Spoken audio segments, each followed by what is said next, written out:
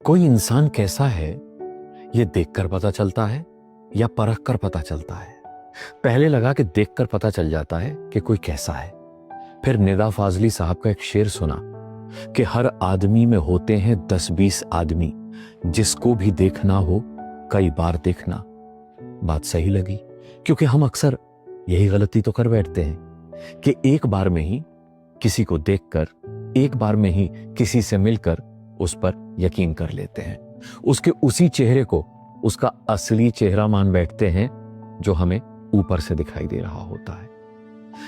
लेकिन सच तो यह है कि 10-20 बार देखने के बाद भी किसी इंसान की फितरत सामने कहां आ पाती है।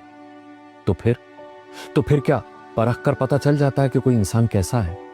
लेकिन बशीर बद्र साहब ने तो अपने एक शेर में कहा है कि परखना मत, परखने में कोई अपना नहीं रहता, किसी भी आईने में देर तक चेहरा नहीं रहता।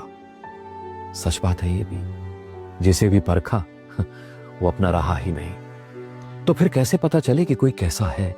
इंसान किसी प्रोडक्ट की तरह अपने यूजर मैनुअल के साथ तो मिलता नहीं है। किसी इंसान में क्या क्या फीचर हैं, इसका कोई कागज भी उस इंसान के साथ नहीं मिलता जैसे किसी प्रोडक्ट के साथ मिलता है।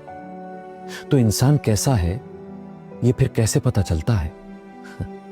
सच तो यह है कि जैसे इंसान की कोई गारंटी नहीं है ना, वैसे ही इंसानियत की भी कोई गारंटी नहीं है।